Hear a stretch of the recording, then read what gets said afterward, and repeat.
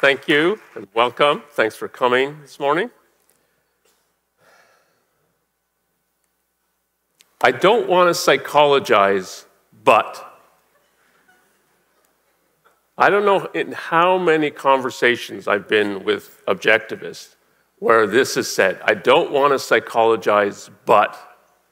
And then the conversation turns to talking about someone's motivations, emotional attitudes, mental processing, or some other aspect of their psychological functioning. I don't want to psychologize, but. And why don't they want to psychologize? Well, Ayn Rand wrote an article called The Psychology of Psychologizing, in which she condemns the practice. You should not engage in psychologizing. It's a vice, it's a sin, it's something you shouldn't do. And so I think when this kind of attitude, I don't want to psychologize, but amounts to, well, I don't want to do it, but it's a sin I can't avoid. What are you going to do? You've got to live. And that's a lot of people's attitude towards sin if you're coming from a religious mindset. I don't want to do it, but I can't avoid it. And why can't we avoid it? Why does it feel like a sin we can't avoid? I think it comes down to the way that we think about psychologizing, what we kind of retain from that article, if you've read that article. So why can't we avoid it? I think in many people's minds, the way it stands, what is psychologizing? I think one common, often implicit answer is to psychologize is to think or talk about someone else's psychology. That's what you're not supposed to do, but it seems hard to avoid. And so it's a sin that you can't avoid. And let me give you two pieces of evidence. They're kind of related, but two pieces of evidence that this is a common answer to the question, in effect, of what is psychologizing. That it's a sin or a vice that we're not supposed to commit, we're not supposed to engage in. And what is that sin or vice? As I'm putting it, the way to think about it, well, it's to think about or talk about someone else's psychology or aspects of their psychological functioning. Here's two pieces of evidence. The first is when, as I said at the outset, it's often in conversation with objectivists. I don't want to psychologize, but. And I often point out that Ayn Rand's article is called The Psychology of Psychologizing. And people get uncomfortable often. You can see it's, Is she committing the very sin or vice she's telling us not to engage in? It's the psychology of psychologizing. And then I think often the kind of processing is, well, maybe she's an exception. Maybe the rules don't apply to her. They apply to us as lesser mortals, but they don't apply to her. And in the end, I don't think that's a crazy view. Yeah, I don't think it's right either. But I don't think it's a crazy view. But if you hold it like this, but what is she doing in the article then? She's talking about psychology, and she's talking about other people's psychology. If psychologizing consists in, well, that's taboo, then what is she doing in the article? And here's the second piece of it. They're related. So I've written a couple of articles that are very critical of Donald Trump. And in the second one, the basic argument was that Trump fits the profile of an anti-conceptual mentality that Ayn Rand writes about.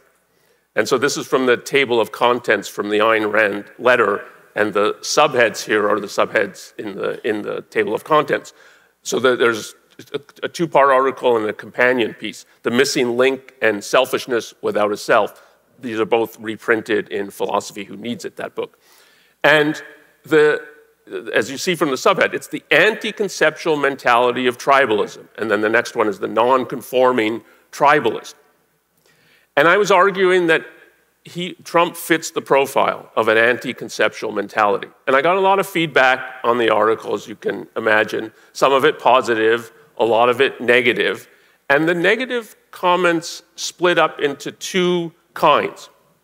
The first was, no, Trump doesn't fit the anti-conceptual mentality. If you look at the full evidence, no, he's really a thinker. Sometimes it was like he's playing 3D chess and you just don't understand it and so on.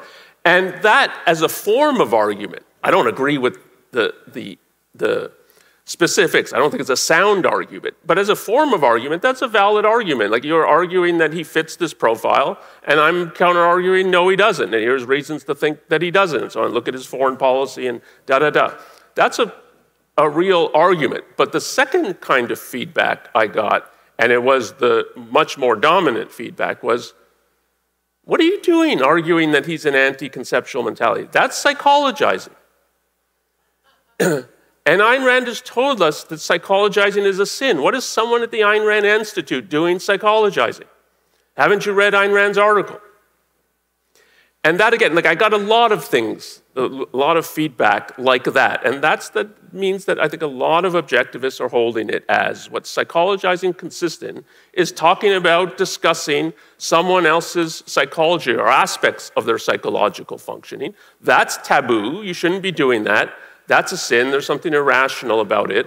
And so an argument of this form, there's something wrong with it. But if you think about that viewpoint, one of the kind of obvious questions that you would ask yourself, I think, is, why is Ayn Rand writing this article?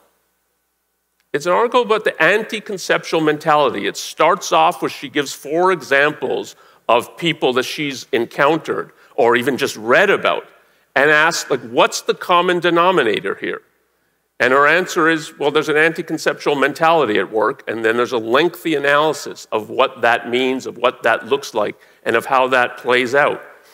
If the purpose of the article is not to help us as readers understand, identify, spot an anti-conceptual mentality, and to think a little bit of, well, how do you deal with such a mentality? Because this is what you're facing, and this is how it thinks about the world, and this is how it faces the world, and so you have to think, how do you deal with this? If that's not the point of the article, or these set of articles, what's the point of them? What's the point of telling us, well, there's an anti-conceptual mentality, but don't you dare ever identify one? And yet, if you think like that's what psychologizing consists in, you're pushed in that direction, that no, well, there's something wrong or something taboo about this. So the way to put it is that the way I think, another way of putting it, what's being held, and you can get some of this from the article. So I don't think this viewpoint, it's not I think it's wrong, and I'm going to argue that it's wrong, but it's not unfounded in what's being said in the article.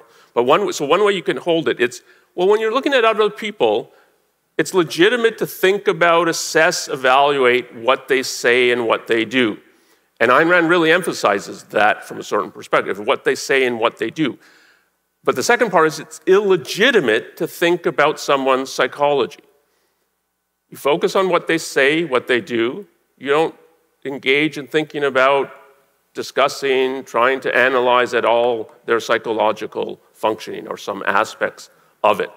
And I don't think this is what is being argued by Ayn Rand. There's something wrong with it. And one way to put it, it's too much behaviorism. It's too much, well, you can perceive other people's actions. You can hear what they say. It's at the level that it's literally perceivable. But if you start thinking about or trying to analyze what is going on in their minds, that's the ineffable, the mysterious, the inaccessible. It's beyond reason and rational scrutiny. I mean, in the end, the behaviorist there's really nothing there to be got at, so it would be crazy even to speculate about it, because in the end, there's nothing there. But it's too much a behavioristic kind of perspective. And so I think for any time you hear, I don't want to psychologize, but what's happening is the person knows from having read Ayn Rand or having read the article or heard about the article, that it's, well, there's a sin here, there's a taboo I'm not supposed to violate. But I've got to do something like this, and so I'm walking through, there's some kind of landmines here that I'm not supposed to walk on, but I have no idea really what they are. No ability to spot them. And this is not a good predicament to be in, obviously.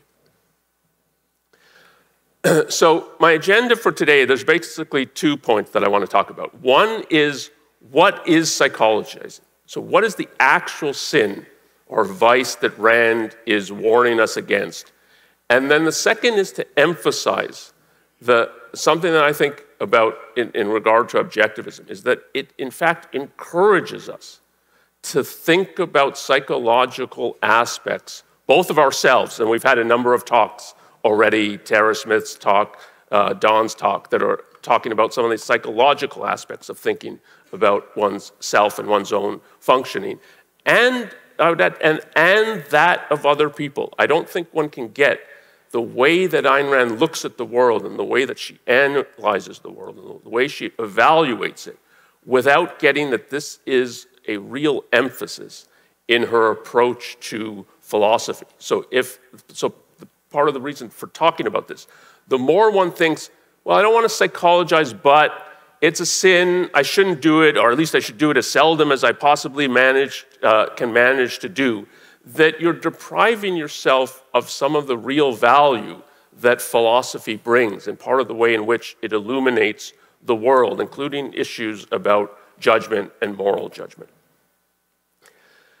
So what is psychologizing? And I want to start with, and I'm going to quote a few things from the article, partly because I'm not assuming that it's fresh in anybody's mind, but second, I want to put it in her very words. I'm going to paraphrase a few things, but some things I want to put that it's directly from the article. And certainly the first thing to start with is her characterization of what psychologizing is. And this is the way it's put in the article. So we're starting with the point 1. Psychologizing consists in condemning or excusing specific individuals on the grounds of their psychological problems, real or invented, in the absence of or contrary to factual evidence. And let me emphasize one point of this. It's in the absence of or contrary to factual evidence. It's not a blanket prohibition on any focus like this. It's when you're excusing or condemning people and it's detached from evidence. This is what she's emphasizing. And she gives early in the article a comparison to moralizing and rationalizing, that psychologizing fits into those two things. They're all similar. And you can think of it like this. And Tara Smith, in her lecture yesterday, talked a little bit about the process of rationalizing. And these are two kind of adapted dictionary definitions about rationalizing and moralizing. So to rationalize is an attempt to justify your conduct, actions, ideas, by providing reasons that obscure one's actual goals. So it's a pretense of being concerned with reason. You're doing something for a certain goal, and then you invent an explanation that makes it seem, okay, yeah, that's legitimate of what you're doing, and that makes sense, and so on. But it's not actually. So it's usually to obscure one's actual goals because you don't want to face or you don't want to bring into the sunshine what the actual goal is. So for instance, most of the arguments for the existence of God are rationalizations. The person holds on to God because it's an emotional commitment, it's a province of faith, and then he doesn't want to be seen as, well, yeah, like I couldn't care less about reason. No, I believe in God because I've got these arguments. And Robert Mayhew will be talking about the ontological argument later in the week. But that's not the reason why the person actually believes in God. It's rationalization, and what it is, it's a pretense of being concerned with reason, being concerned with going by reason. And moralizing is similar. So from one adapted dictionary definition, to express opinions about matters of right and wrong, especially in a self-righteous way, And it's, again, it's a pretense of an actual concern with good and evil, of figuring out what's right and wrong. It usually consists of condemning other people and like, look how good I am, I'm a saint, and so on, and look at you sinners, how bad you are. A lot of priests do this kind of thing. Social media is replete with moralizing. And it's, again, it's a pretense of being concerned with right and wrong. And the way she puts it in the article, the bottom is a quote from the article. So for rationalizing, moralizing, and psychologizing, they're all, she puts it, the common denominator is the corruption of a cognitive process to serve an ulterior motive. But it's the corruption of the process. It's not just as to say rationalizing is a sin, is not to say, well, to go by reason is a sin or a vice, that's problematic. And to engage in moralizing is not to say, well, moral judgment is problematic, and trying to distinguish between right and wrong, there's something problematic about that.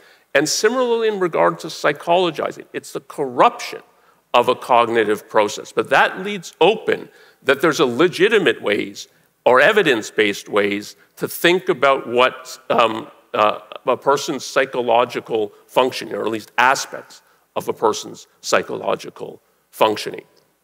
So a way to summarize this is psychologizing is not thinking about someone's psychology. Psychologizing is speculating arbitrarily about someone's psychology in order to morally excuse or condemn. And that's the kind of the ulterior motive that is at work. But it's speculating arbitrarily. Like if you want to hold it in two words, that's how I would think, or speculating arbitrarily about someone's psychology. But the key thing, I think, is it's arbitrary. It's detached from facts, evidence, reality. And that is what she is condemning. And she puts it under a pretty damning heading. She puts it, this is a new form of mysticism. And this is how she puts it in the article. Since the psychologizer is dealing with the great unknowable, that's a scare quotes, which used to be life after death or extrasensory perception, but is now man's subconscious. All rules of evidence, logic, and proof are suspended, and anything goes. And then she puts in brackets, which is what attracts him to his racket.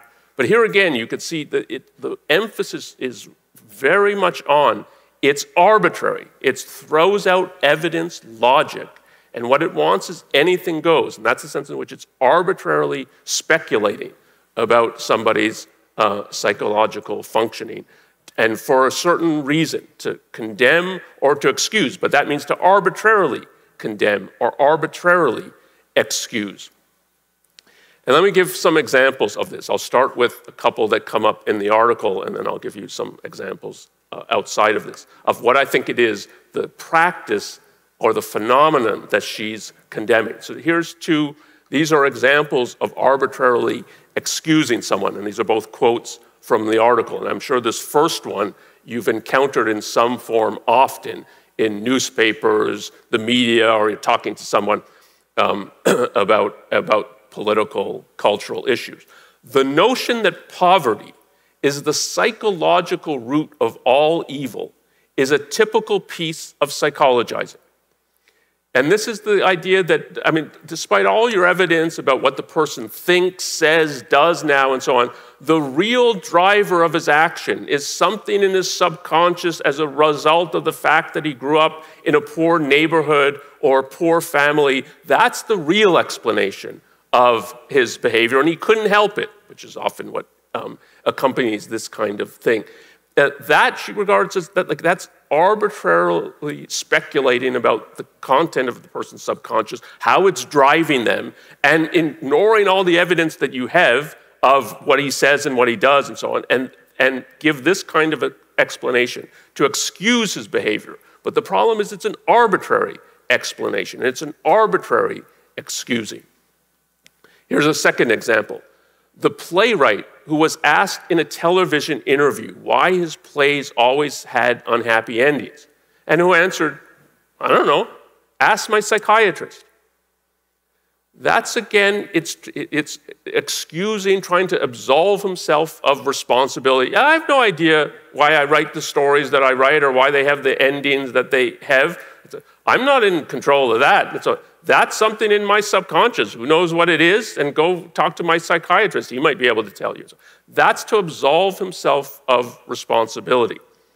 And I think part of the reason Ayn Rand was writing this article about now, a decade ago, Yaron Brook and I did some talks at an OCON where we were looking at some of the cultural trends in America since the 70s.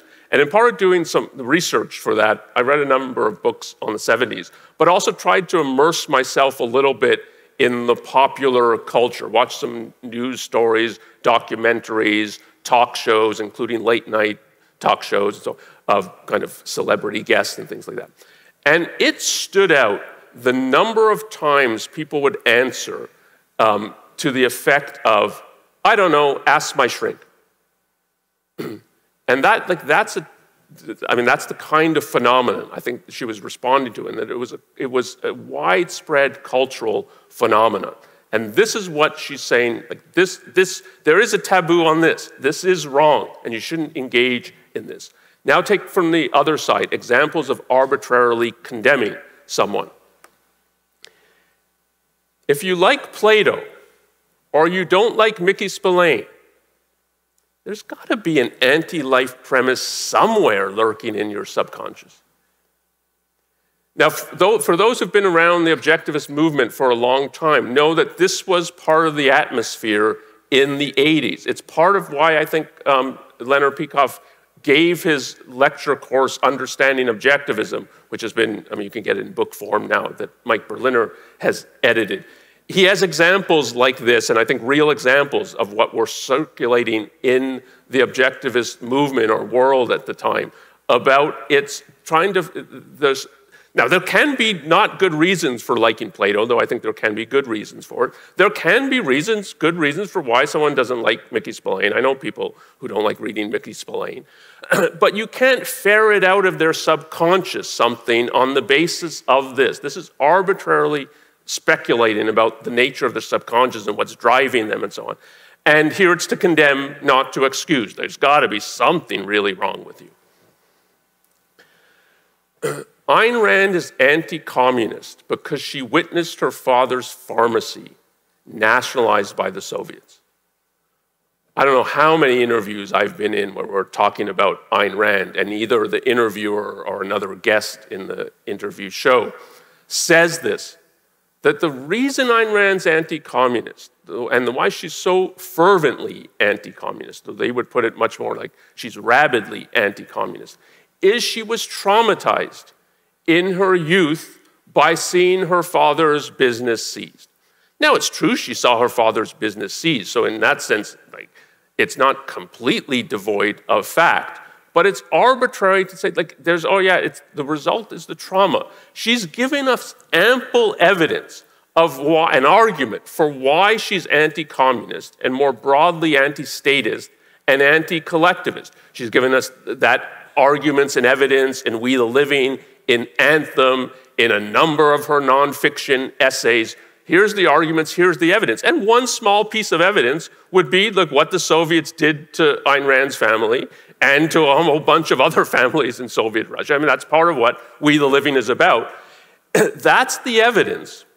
And the person wants to bypass it. He wants to just shunt it aside. Yeah, no, but that's not the real reason Ayn Rand is anti-communist. And part of the reason to do this is they don't have to engage with the arguments then. You don't have to engage, this is why she's anti-communist. This is why she says communism is evil. And more broadly, this is why she's anti-collectivist.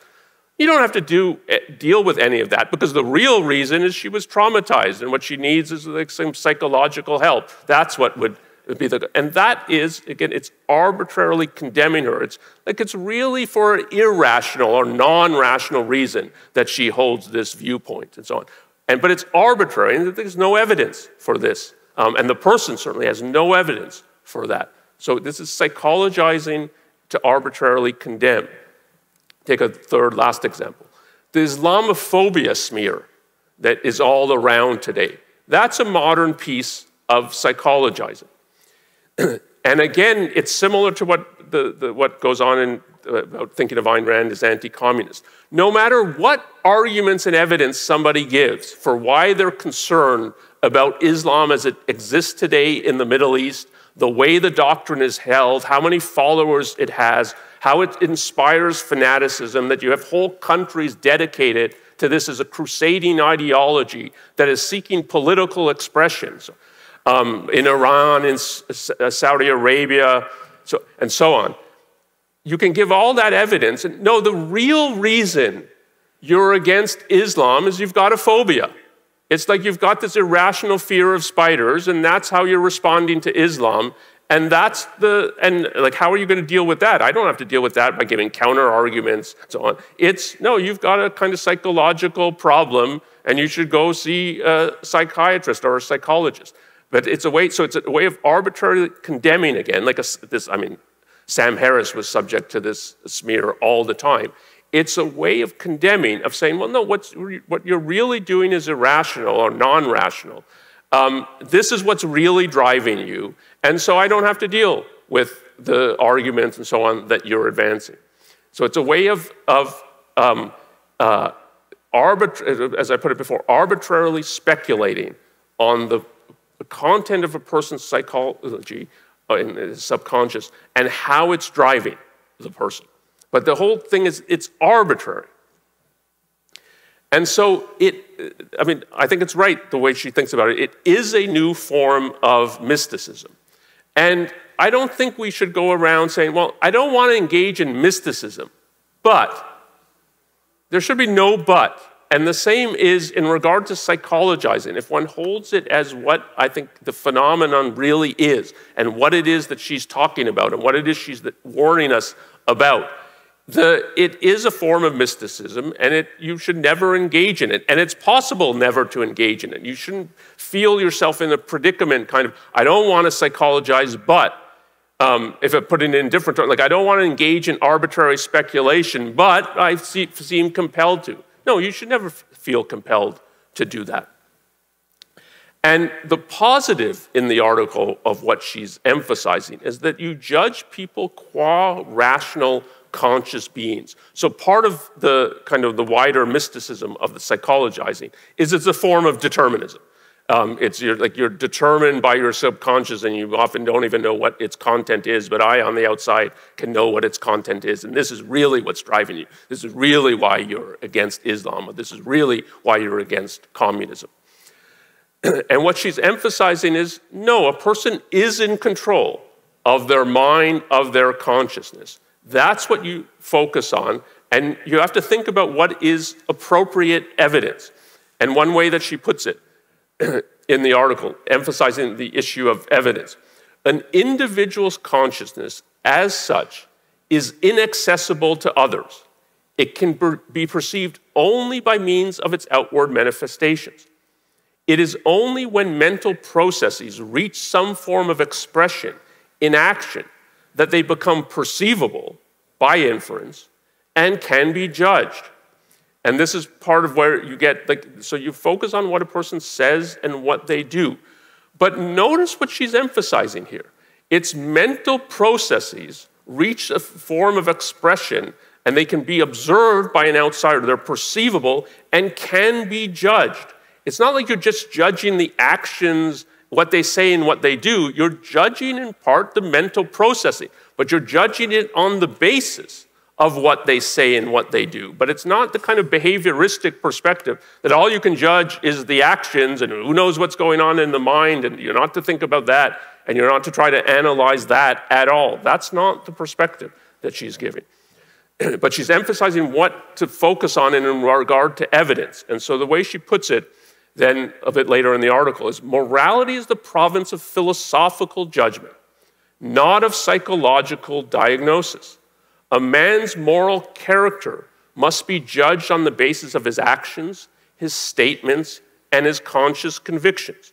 A man is not to be condemned or excused on the grounds of the state of his subconscious. But notice here too, the focus is a man's moral character must be judged on the basis of his actions, his statements, and his conscious convictions. And character involves a person's subconscious content and subconscious functioning.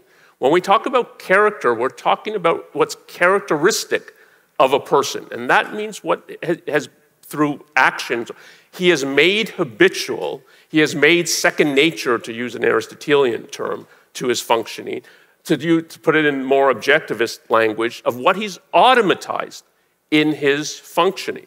That's when you're thinking it's characteristic. It's a characteristic way of functioning because it's embedded in the person. But part of what that means is that it's embedded. It's part of his subconscious. It's part of the second nature that he's made for himself. And so you get this important elaboration in the article. In dealing with people, one necessarily draws conclusions about their characters, which involves their psychology, since every character judgment refers to a man's consciousness. And I'm emphasizing the necessarily, it's not emphasized in the article. But one necessarily draws conclusions about their characters, which involves their psychology. So I think you just can't interpret this article as saying, well, there's a taboo to think about someone's psychology. And I think she's going out of her way to try to, don't interpret what I'm saying in this way. You necessarily draw conclusions about a person's character. But the question is, on what basis are you doing that? And the primary evidence is what they say and what they do. And then she gives this comparison that's very helpful in the article, in the way that I think she thinks like what's legitimate to think about in terms of another person's psychological functioning, their character, which involves their subconscious, and what isn't. Like philosophy doesn't turn you into a psychologist. And she gives this comparison to medicine. A layman needs some knowledge of medicine in order to know how to take care of his own body and when to call a doctor. The same principle applies to psychology. A layman needs some knowledge of psychology in order to understand the nature of a human consciousness. And some understanding of the nature of a human consciousness includes that it has a conscious and subconscious aspect, and that these interact, and that you have to think a lot about that interaction, both for thinking about yourself and functioning, but also about thinking about other people and their functioning and your evaluations of that. And so I think the basic guidance from the article is psychologizing is a new form of mysticism. Don't do it. There's no but. I don't want to psychologize, but if you understand the phenomenon of what she's drawing attention to and why she's damning it as a new form of mysticism, there should be no temptation to, yeah, but I find myself that I've got to do this sometimes. But on the other hand, you can't throw out the baby with the bathwater. Philosophy necessarily, and again I want to emphasize, the necessarily includes some focus on the interaction of the conscious and subconscious minds. Okay, so that's the point one. Let's turn to the second point, that objectivism, I think, is encouraging, like seriously encouraging one, to think about aspects of psychological functioning, and that you lose part of the value, and I think of it as a significant value of philosophy, if this is not part of your thinking. And let me highlight three areas in regard to this. So free will and moral judgment, and then more broadly, kind of a broader perspective on philosophy, philosophical ideas, and the way I think that Ayn Rand thinks about them, and then something about individual application. But if you think of what objectivism, if we start with the issue of free will, which is very connected to what I was just discussing, objectivism's view of free will is that you can take conscious control, conscious direction, conscious management and supervision over your mind. You can exert a fundamental level of control. That's what it means to be in full focus. But a fundamental control over what? Over the functioning and direction of your mind, which involves a whole bunch of subconscious elements. Whether it's you're thinking about some problem, you're thinking about what to do, should I renew this mortgage, and so on. There's an element, if you're doing that in focus, you're exerting real conscious control over that. But part of that control is then what comes up from your subconscious. It's a complex interaction between the conscious mind and the subconscious mind. If there were some kind of perspective that, yeah, well, it's fine to think about the conscious elements, but you shouldn't be thinking about the subconscious elements. I don't think you can even understand what the view of free will is and what it, I mean, one of the metaphors, I have a talk where it's focused on that metaphor of seizing the reins of your mind. That's seizing control, management, direction, but that includes a whole bunch of elements that are automatized, that are subconscious in your functioning. And the whole way that Ayn Rand describes when a person's not in full focus, when they're in partial focus or drift, it's they're focusing more subconsciously than consciously. They're focusing more they're functioning more by their automatized content, skills, behavior, and so on, of what they've made habitual. And non-exerting management over that. They're functioning in a more emotional way. But part of what she emphasizes about emotions is their subconscious phenomenon. You have to understand them as that. You have to think about that and so on. And what's true of one's own functioning, I mean, it's a theory of free will. It's first and primarily about understanding your own mind and the fact that you can exert control and management over it. But that's true of other people as well. And so you have to think about that in regard to thinking about other people and how they're functioning. And that's crucial in regard to moral judgment, that's part of what you're doing when you're thinking about the functioning of other people. And take as just one, I'm just highlighting things here. One example of this in the objectivist view of morality and as it pertains to moral judgment. So the crucial distinction that is made between errors of knowledge and breaches of morality. To really think about that distinction and its nature and its importance, you have to be thinking about conscious and subconscious elements, the control someone's exerting or not exerting, and how they would function if they exert control or full control, and how they would function if they don't exert full control. You have to be thinking about, like, this is part of their subconscious, this is part of the content they have, this is part of their skills and ability. And if they're not exerting full control, you'll see real behavior. It's not like a person that falls asleep if they're in partial focus or drift, but they're not managing or fully managing, but they're still functioning, but they're functioning more in a subconscious way. And you have to think about, yeah, that's what I would observe if the person were not in full focus. Or on the other hand, this is what I would observe if they were in full focus. And so errors of knowledge, it's a perspective of, I view the person or I view myself, because in the end, moral judgment is both about oneself and about other people.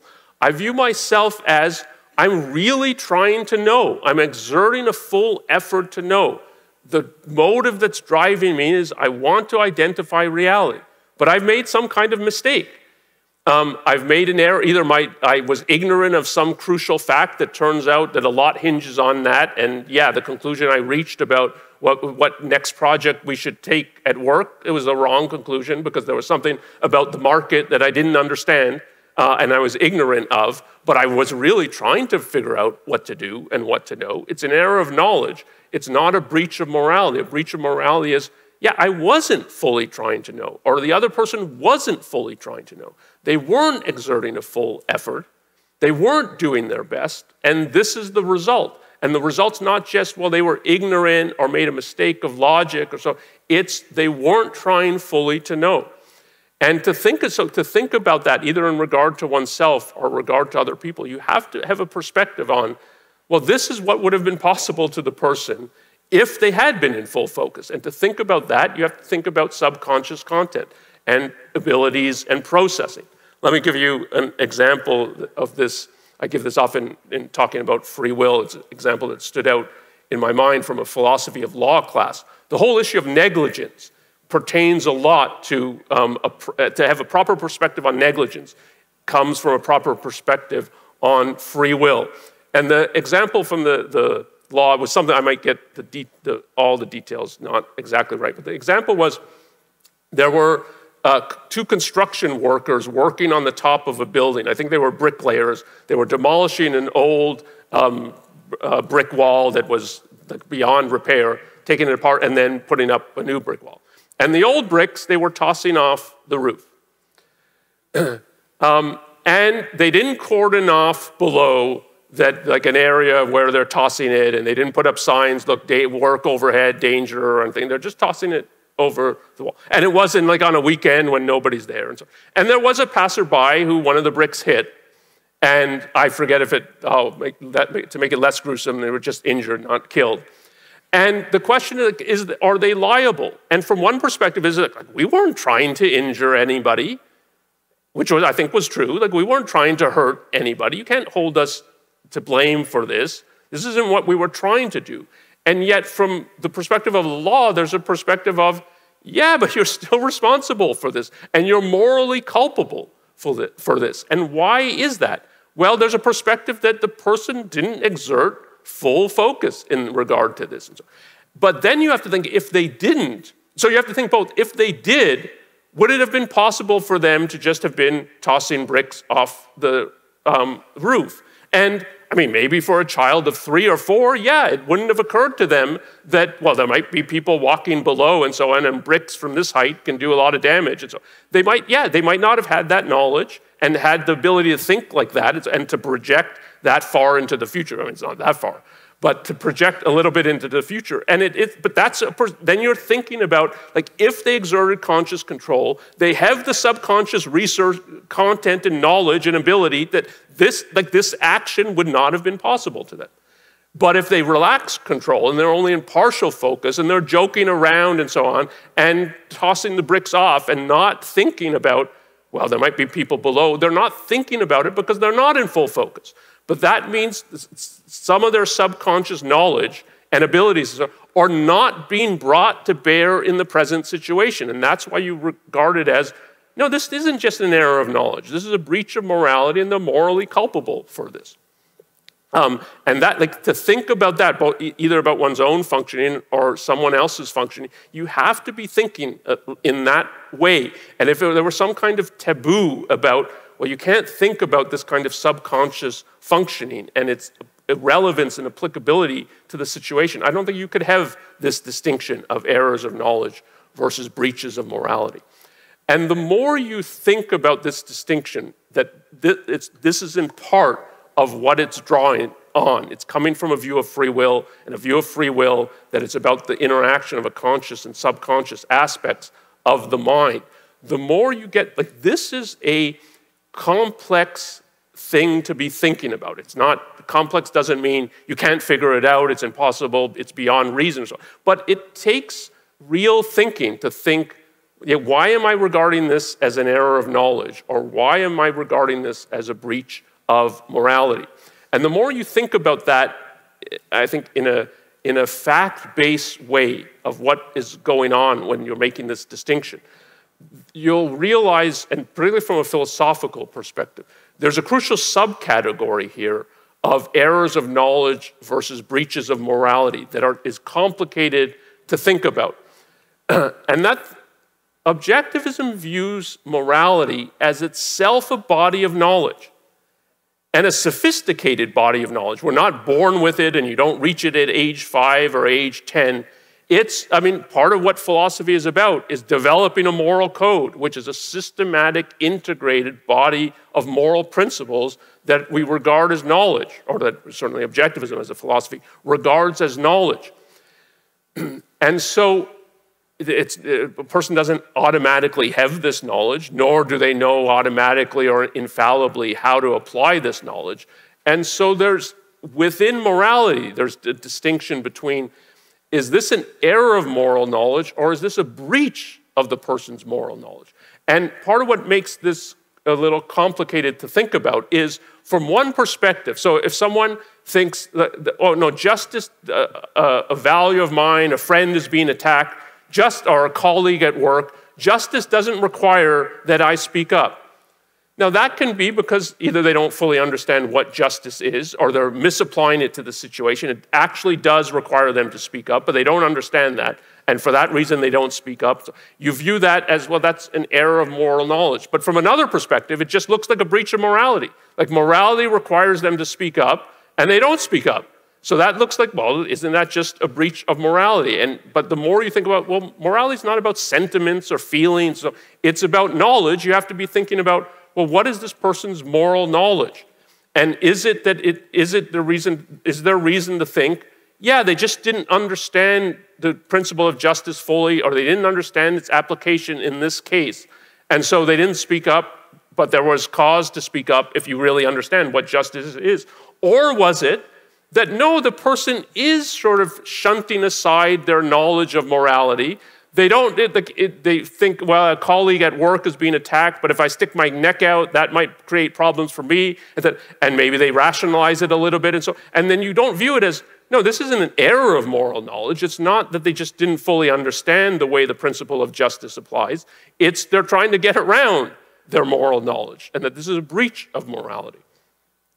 And this is, when you think then about other people, and then people who are non-objectivists and so on, you have to think about, like, what is their moral knowledge versus all kinds of principles and views in morality that they have that are actually false, that don't represent knowledge. How does that sit in their mind? How do then they think about applying that? And so, to have a perspective of, well, do I think it's an error of knowledge, or do I think it's a breach of morality? And the more I think you have this category that there's errors of moral knowledge and then breaches of moral knowledge, the more helpful it is in terms of thinking about that distinction than the way that it plays out.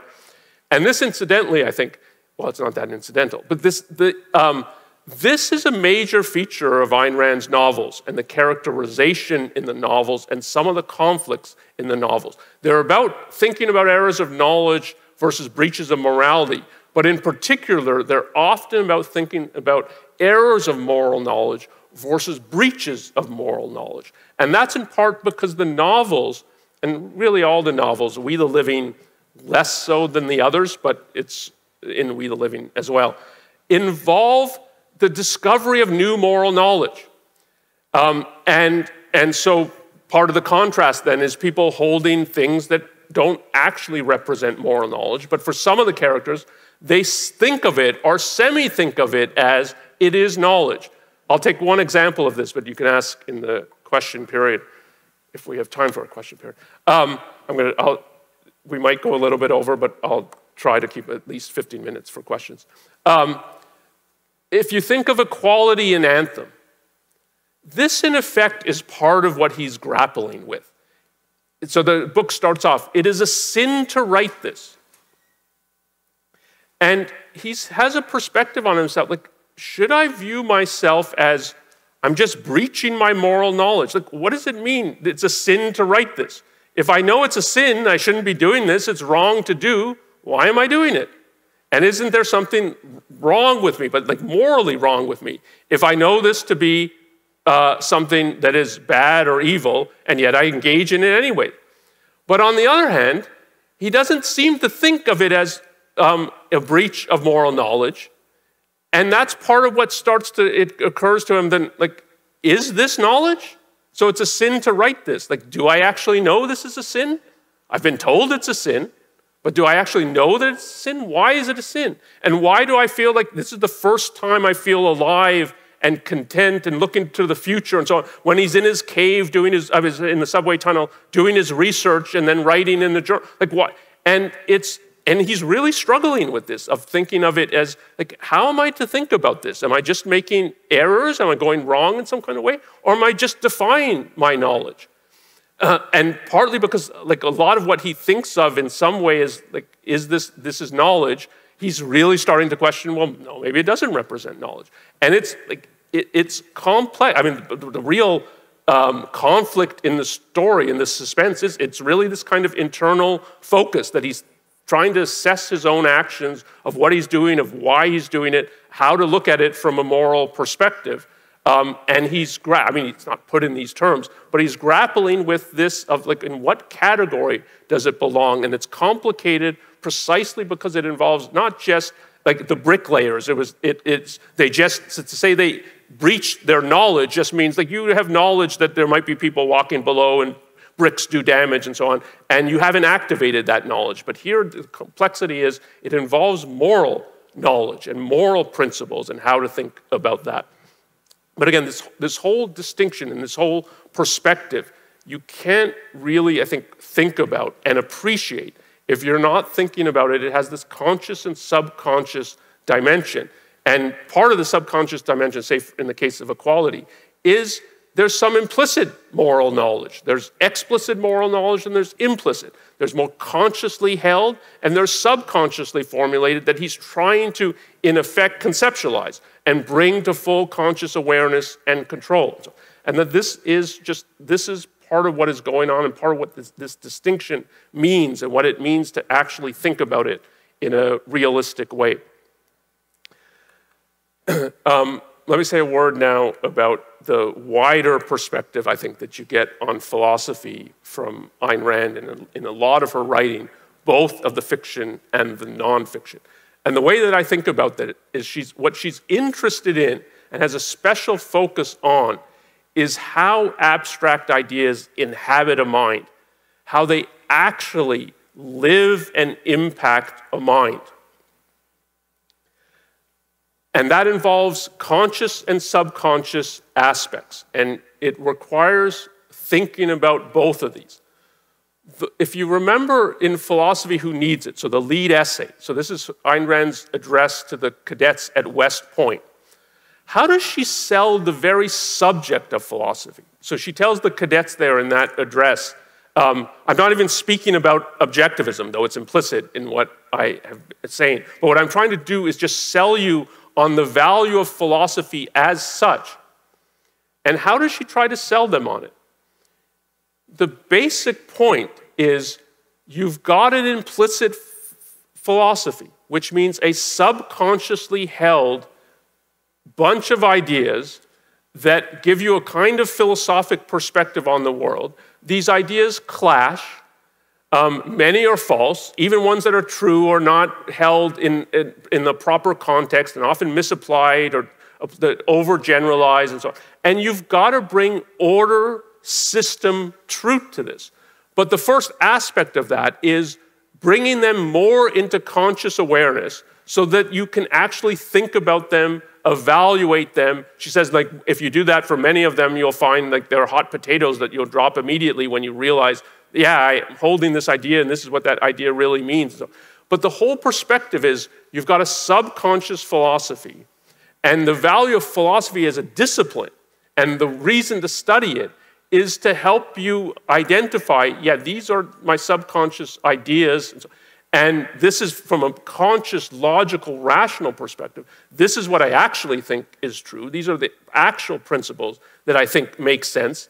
And then to try to bring the two into alignment and into harmony. But that the whole way she sells it is from this perspective. And there's a lot of discussion about the subconscious, including about emotions and their nature as automatic phenomena and how to think about these and so on. So if you're thinking about how abstract ideas live in the mind, part of the way that she thinks about that is they live partly subconsciously and consciously, and yet that's what you have to understand. And that philosophy, not psychology, philosophy helps you understand that. And I think the more sophisticated perspective on this, of the idea that you have an implicit philosophy, is that you have an implicit metaphysics, which she calls a sense of life, an implicit epistemology, which she calls psychoepistemology, and an implicit perspective on values, which includes a perspective on what's right and wrong, what's moral, and particularly from the perspective as one's status as a valuer. How am I doing in regard to moral values? Am I succeeding? Am I failing? What is my perspective on that? But there's a kind of implicit moral perspective here. And that this is part of the makeup of people from a kind of philosophical / psychological perspective, that you have to understand this about yourself and about other people. And that part of what philosophy is about, then in this more sophisticated perspective, is bringing some of this into more conscious focus, attention. But that it's part of a person.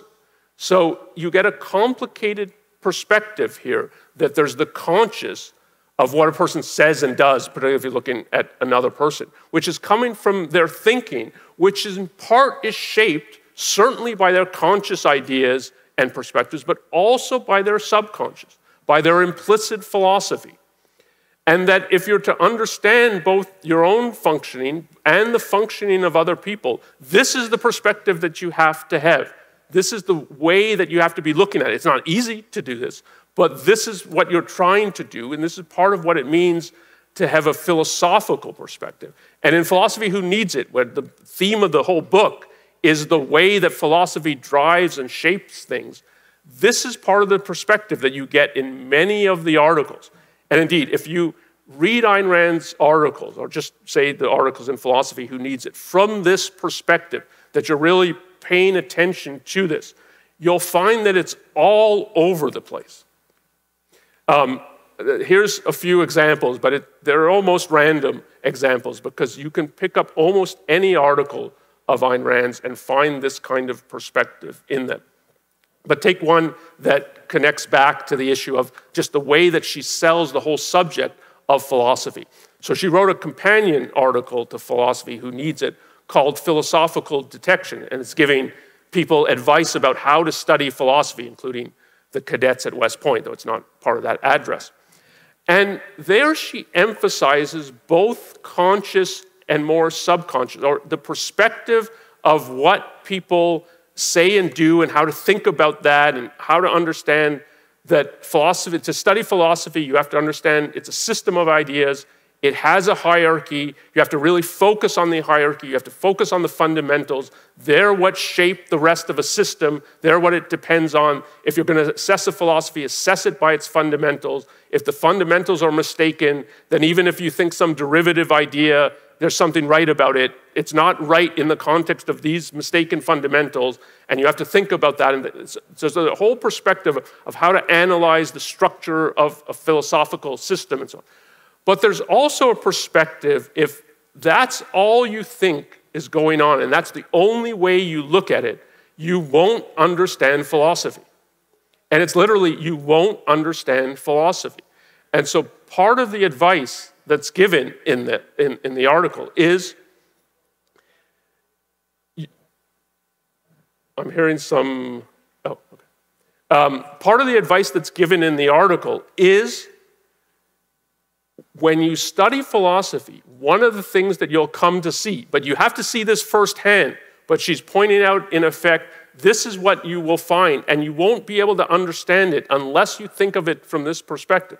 She puts it that evil philosophies are systems of rationalization.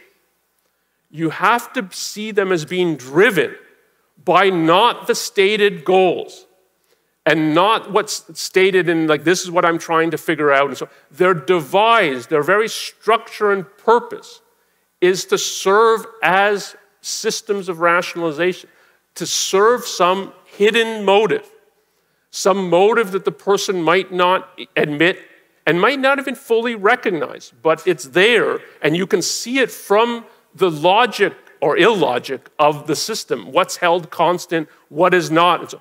But that this is how you have to think of it, and you won't be able to understand them. You won't be able to understand them as philosophical systems, absent that perspective. So she puts it, evil philosophies are systems of rationalization. And then she emphasizes that altruism is the greatest source, or the richest source, I think is the word she uses, of rationalizations.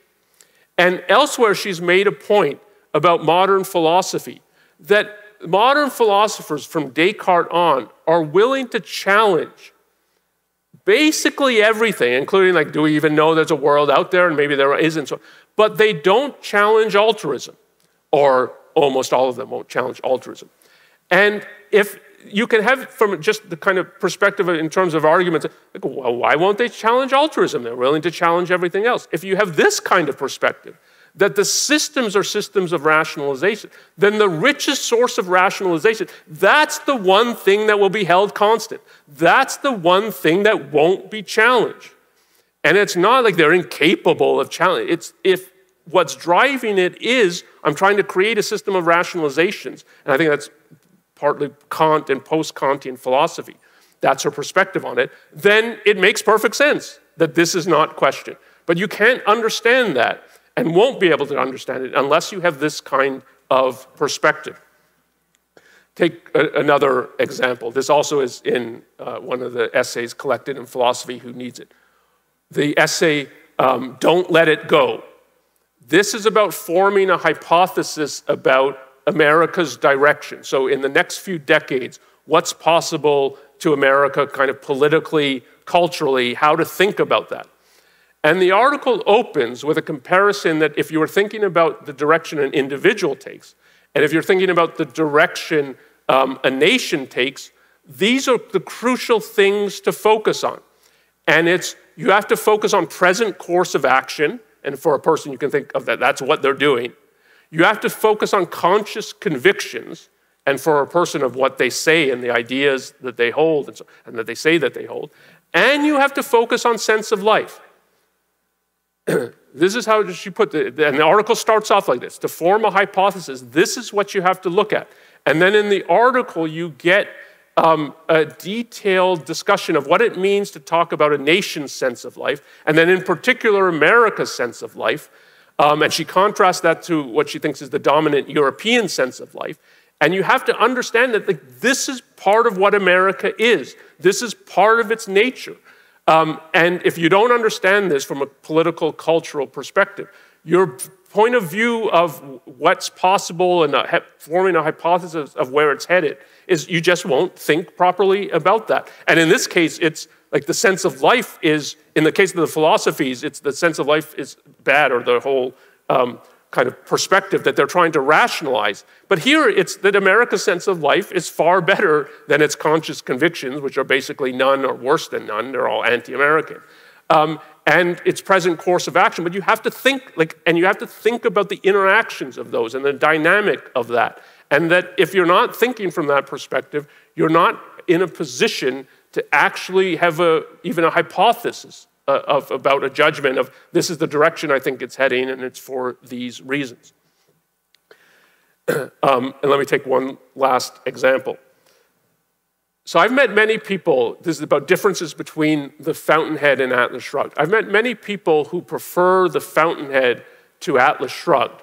And part of their perspective is, in the Fountainhead, I find the characters more realistic, more like characters I encounter in life, even like a Peter Keaton. Yeah, I've met people like that. In Atlas, you've got extreme heroes like John Galt, Dagny, Francisco, and you've got abysmal villains like James Taggart and Floyd Ferris, and they're the focus of the novel in the way that's not true in the Fountainhead. And this is a difference, I think, between Atlas Shrugged and the Fountainhead. But I think you can't understand the nature of this difference unless you understand Ayn Rand's perspective on it. I think that difference, that Atlas is populated and focused on in the way that it's not true of the Fountainhead, focuses on a Jim Taggart and then his buddy, the Floyd Ferris, and so on, that of abysmal evil. You can't understand that perspective unless you see it connected to the themes and to see how she fully thinks about the theme. So the Fountainhead just is a more individual, intimate story. It's about one man and the opposition he faces from a collectivist, second-hander society and the kind of opposition he would face. Atlas Shrugged is about the rise and fall of civilization. It's about the role of the mind in human existence. It has a much wider scope and perspective. And from that, thinking of it from the perspective of its theme, what are the forces at work that drive history? That is how I think she thinks about it. And so in terms of constructing the story, its conflict, and so it has to be from the perspective, what actually drives history? And her perspective on that is that it's consistency that drives history. And indeed, it's consistency from a special perspective. So the way she puts it in the lead essay For the New Intellectual, which I view as a companion piece to Atlas Shrugged in the end, the way that she thinks about it and the way she thinks about the forces of history is, this is how it's put in that essay. The battle of human history is fought and determined by those who are predominantly consistent, those who for good or evil are committed to and motivated by their chosen psychoepistemology and its corollary view of existence. And note, it's their chosen psychoepistemology and the corollary view of existence, which is in part the kind of sense of life. That's the perspective that she thinks, and it's people who are consistent. And from that perspective, someone like a Peter Keating is ballast. He's insignificant from the perspective of history, but of the truly good and of the abysmally evil, like a Jim Taggart, of the haters of the good for being the good. And they're all put in that category. Floyd Ferris, Jim Taggart, and his ilk. They're put in that category. That's what she thinks drives history. And so if you're writing a story about the rise and fall of civilization, that has to be its focus. But again, I think you can't think about the way that she thinks about the theme and the way that it drives. These are the kinds of characters and characterization that has to be in it. You have to see it from a perspective that involves this of, how I put it, how abstract ideas inhabit a mind, and that involves both a conscious and a subconscious element to it. So, and this is all over Ayn Rand's thinking and her approach to philosophy, including evaluating philosophical ideas, philosophical trends, and so on. Okay, let me make one last point about just something on this third issue of individual application. And there's of thinking about sense of life and psychoepistemology and self-esteem, of these as components and their kind of implicit philosophical perspective. It's easy to fall into a kind of perspective. I think in the end, these are complex phenomena. There's a lot to know about them, and there's a lot to learn about them from Ayn Rand's writings. But it's not that you can either know everything about them. The standards are not like I'm omniscient about it, or that I know literally nothing about it. And you can just, in terms of your own functioning, figure out elements of a sense of life or psychoepistemology. And in terms of other people's functioning, you can get, there's elements here that I'm getting about a person's psychoepistemology or self-esteem that is important in terms of judging. And that's not that you know everything about it. It doesn't make you a psychologist who can diagnose or help the person and so on, or knows the whole history of it. But it's also not like that you know nothing about it. And if you keep that in, if you keep it, what evidence do I have for what actual conclusion that I'm drawing? That is part of the way to think about this, and the way to think of it in a reality-based way, not in a arbitrary way. So you can learn some things about this, and some knowledge, if it really is knowledge, and you can use it and count on it. And it's not to know everything. And let me give one example here of something in the objectivist movement that I've encountered. Now, this is a bit of a negative example, but it's something that was in the movement. I think it's much less now. But it's from the perspective of thinking about self-esteem. That is one of the easiest ones to think about. And the way that I think this plays out, both in terms of judgment about oneself and judgment about other people, and the way that that works. So this was early on in my kind of career in objectivism and trajectory in objectivism and the objectivist movement. And so this is not about someone that many of you know, and it's not someone in the room or anything like that. But this was, so early on, I was working with a more senior objectivist intellectual for a few months, doing some assignments and projects. And overall, I think the person was happy with what I did. And at the end of it, said to me, "You're my Quentin Daniels." You're my Quentin Daniels. And my immediate reaction to that was, that's like an assault.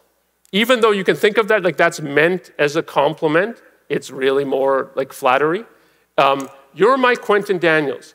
And it was, don't host that on me. So Quentin Daniels, if you don't remember, in Atlas Shrugged, is the person Dagny finds to work on the remnants of the motor, to try to reconstruct the motor. Quentin Daniels is not just a good person. He's not like Eddie Willis. Quentin Daniels is a person of enormous intellect and accomplishment. Indeed, Galt refers to him when he talks to Dagny about Quentin Daniels that, yeah, he was a plausible understudy. So this is a person of enormous mind. And if you tie your self-esteem, your self-image, your standard for assessment, that I've got to be Quentin Daniels, that's a recipe for moral disaster. So it's either that's your self-image, and you realize I'm never living up to this, and I'm not Quentin Daniels. I don't have anywhere this level of ability and accomplishment, and you're always feeling depressed about that fact. Or you start evading. And this is part of why these phenomena are important, and particularly in this regard, self-esteem. Evasion's motivated. That's part of what's important about understanding. It's motivated. And if you've got a self-image, I'm Quentin Daniels, I've got to be Quentin Daniels, then reality's going to hit you over the head that you're not.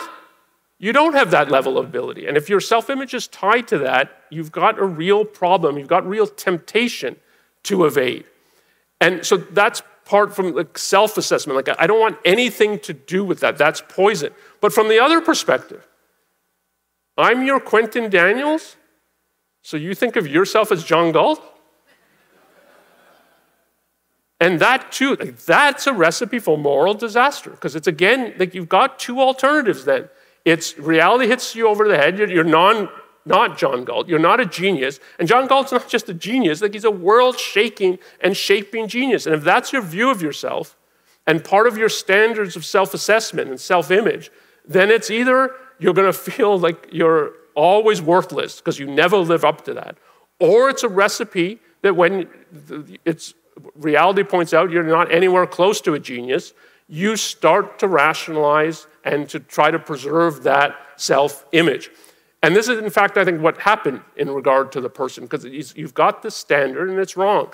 And it's, again, do you have evidence for thinking this is part of the way he's thinking of himself? Yes, he's told me he thinks I'm his Quentin Daniels, and the whole implication of that is I'm John Galt and you're my understudy. And then there's a perspective that he's viewing himself like that, and that's seems to be part of his self-image. And then you have to think about how is that working and how is that functioning? And you have to think about this, it creates all kinds of temptation to evade. And so is that part of what I think is playing out in regard to this person's action and behavior? But that's part of thinking of it both from the conscious perspective and what is the person might not have fully explicit. Yeah, I do think of myself as John Galt. And if you said that to no, I don't think of myself. But on the other hand, this kind of remark is not just an offhand remark. It's part of the way the person's thinking and functioning. It's not fully conscious, not fully explicit, but that's part of what one has to think about in regard to moral judgment and just sort of navigating people. And it's broader than moral judgment, just in terms of understanding. As I put it for Ayn Rand, it's understanding events, people, trends, and so on. This is part of the perspective that one has to have. And so then to go back to the two basic points in the article, there is something that is a sin of psychologizing, but it's a form of mysticism. And it should not, the consequence of understanding that should be, it's not illegitimate to think about some psychological issues and psychological functioning from a philosophical perspective.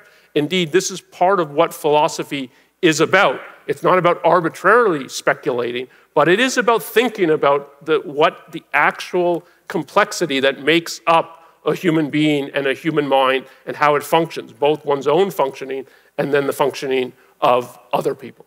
Okay, so let me end here. Sorry, I've gone over a little bit, but we do have 15 minutes left for questions. Thank you.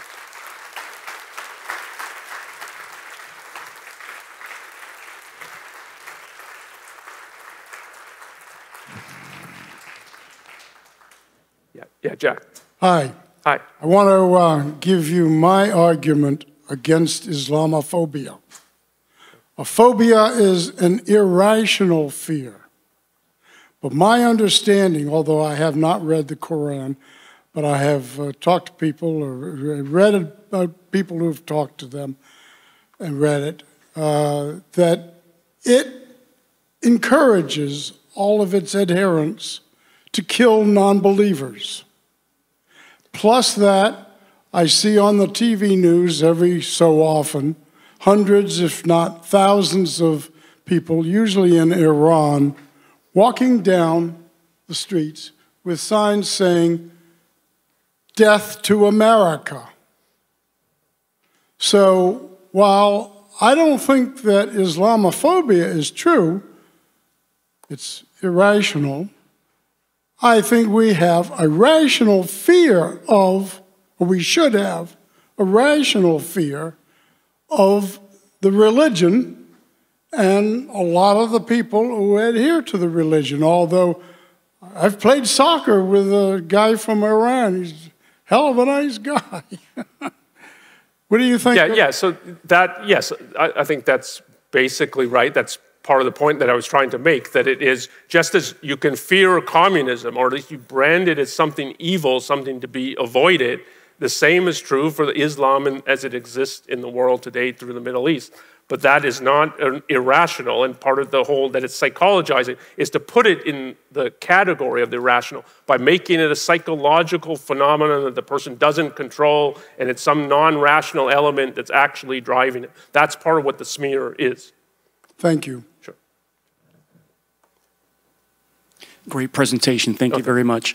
What advice would you have for a person who's in a profession, let's say a public defendant, who has to get into the mind of the person they're defending and then shape and mold that person to have them come across a different way to a jury? I consult the professional. Yeah, I mean, there are, people in the law, and I'm sure, as you know, in criminal justice and so on, there's people who coach people about how to be on the witness stand and how to testify and so on.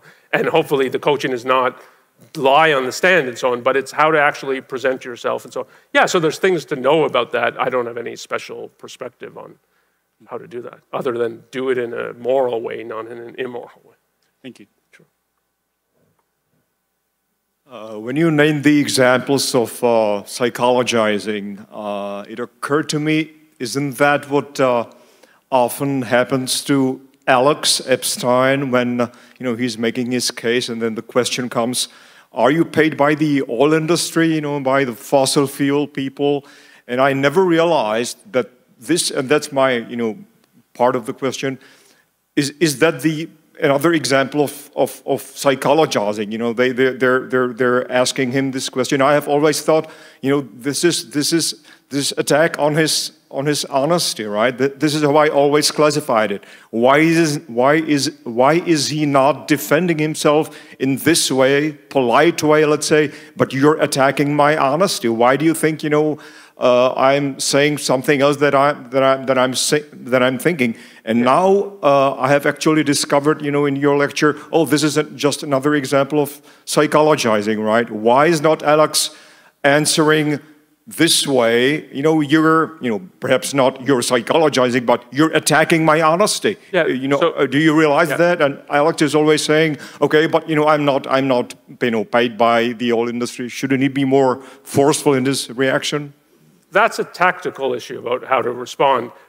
There's a similarity, but I would put for it to be actual psychologizing. So the similarity is, this is the real reason that's driving you, and so. But paid by the oil industry is not an appeal to the subconscious. But if you add to that, so you're biased, and you might not even know that you're biased, but what's really driving you is a desire for more money, and that's why you're giving the arguments that you give, and so on, and the evidence and actual arguments. This is all a kind of rationalizing. You don't even realize it's rationalizing, but you've been bought by the oil industry, and this happens to everybody who's bought by the oil industry. When it gets to that, then I think it is psychology. You don't even, it's because part of it is you don't know what's driving you. Like Alex doesn't know what's driving him. We know what's driving you because we know this is implants something in your psychology, and you've got a psychological bias now, and you can't avoid it. And that happens a lot. And with the part of this whole discussion of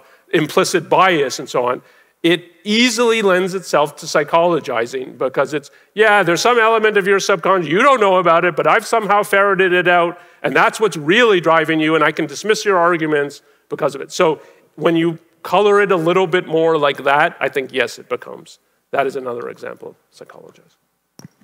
We have an online question. Oh, yeah.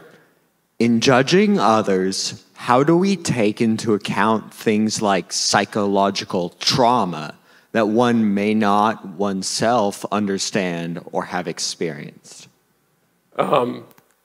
So I've touched on what I regard sort of as the basics, and particularly from the perspective that I was looking at it, the basics in the article, The Psychology of Psychologizing. But for this question and for the questioner, I recommend reading or rereading the whole article, because there's some perspective on this, and including the perspective both from when you're dealing with someone who seems to have psychological problems, but also from the perspective of the person who has psychological problems. And this isn't the way that it's put in the article, but I would put it, to the extent that you have real and evidence-based awareness of thinking, there's some kind of psychological problem going on, which could include, just for various reasons, an inability to concentrate well, to take a very minor kind of thing, but real, and I've met people with this. And so you can think of that as it's a mitigating factor. It's something you take into account, but it doesn't, you can't excuse or condemn. This is part of what the point I think that she's making, in that the subconscious as such is not about what moral judgment is about. It's about the conscious control being exerted. But part in terms of thinking about that is thinking, yeah, like this person for various reasons has real trouble concentrating. So you have to take that in account in terms of the conscious control that they can exert and how that will actually manifest itself and not. So it can be relevant when you actually know about it and have real evidence for it, not arbitrary speculation about psychological problems. But it doesn't change the fact that the essence of moral judgment is thinking about the conscious control being exerted, and that is what the focus is on. That involves aspects of the subconscious, and so can involve aspects of subconscious problems and sort of malfunctioning, but it's not the essence of what you're focused on.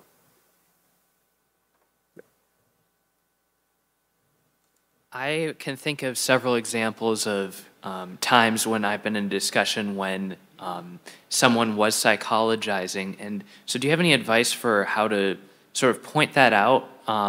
Because maybe they don't realize that they're committing a logical fallacy, and maybe they don't even want to, but like what would be the best way of sort of raising awareness of this new concept of psychologizing to them?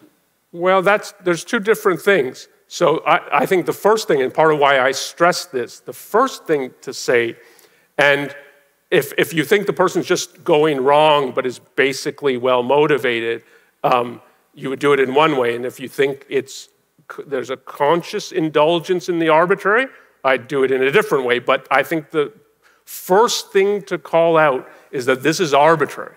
You don't have any evidence for this. This is arbitrary speculation. And for a good person, if you point that out, it's, oh, really? I don't have any evidence for this? That's a problem. And to get it, like it's psychologizing is to categorize it and conceptualize it. It's what you're doing is arbitrary speculating about the function of the subconscious and how that drives a person, and supposedly he's not in control. This is the determinist element that's driving him, and that's part of the mysticism. That's the whole phenomenon. But the inroad into it is that it's arbitrarily speculating. And then what you're particularly arbitrarily speculating about is subconscious, which you don't have any evidence for, and you don't know what you're doing, and you don't think. So part of the atmosphere of the article as well, and I think it's coming in part from the 70s, is you're not a psychologist. Psychology is in its infancy. A lot of these theories are wrong. Don't just start using these theories. And the theories themselves, I think some of them she thinks are arbitrary in themselves. And so there's a whole phenomenon here, but the lead into it is that it's arbitrary. And that any good person, that sends off warning bells that, really, I'm engaged in that? Thank you. Sure. You mentioned when judging a mistake someone makes that you need to determine if it was a breach of moral knowledge or just an error of moral knowledge. And I was wondering if you could say something about judging a failure to update moral knowledge when one receives evidence that they need to? So that is a phenomenon, but again, one has to think about it. So failing to update, what are the reasons for thinking, yeah, this person could update in which way? You can't hold a standard.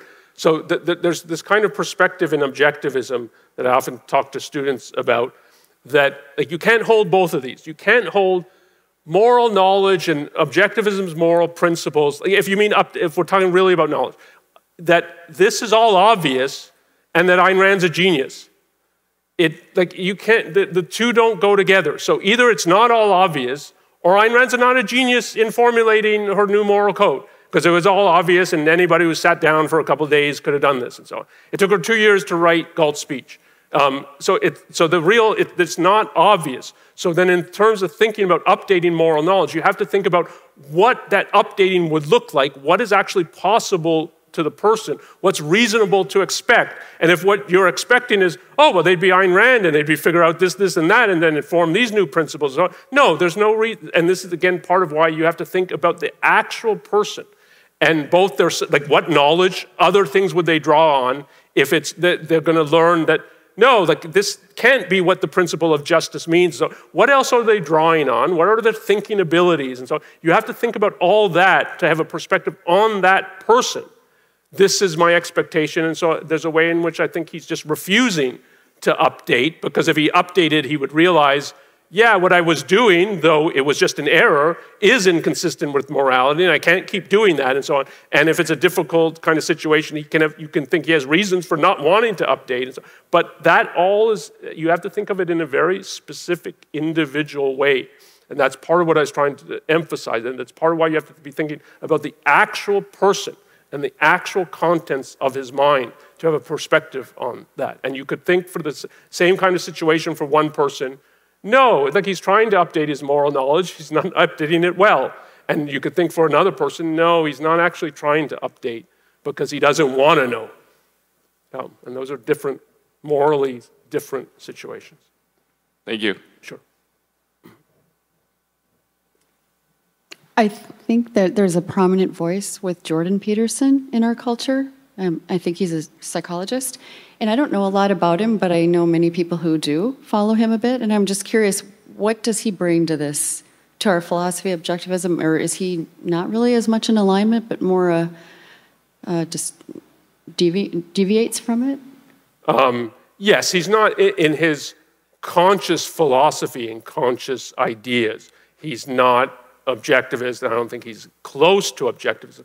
On some particular things, you can think there's, of what part of what launched him into the public eye and celebrity status was challenging some laws in Canada that needed challenging around that you have to use certain words and so on. And there's some things on free speech that he's pretty good on.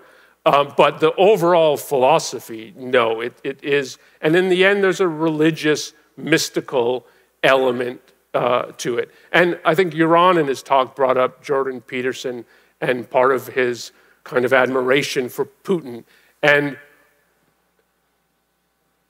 you can read one Ayn Rand novel and realize that objectivism has nothing to do with admiring dictators. Like you can't be very close to objectivism if that's your perspective. So, I mean, there's a lot more to say on it, but it just if you think of it from that perspective, it's no. But then if you see some of his religious, and even in the I think in the psychological realm, there's a lot of mystical kind of elements in the thinking as well. It's not all that, but there's some of that. So no, I would not, they're not very similar even.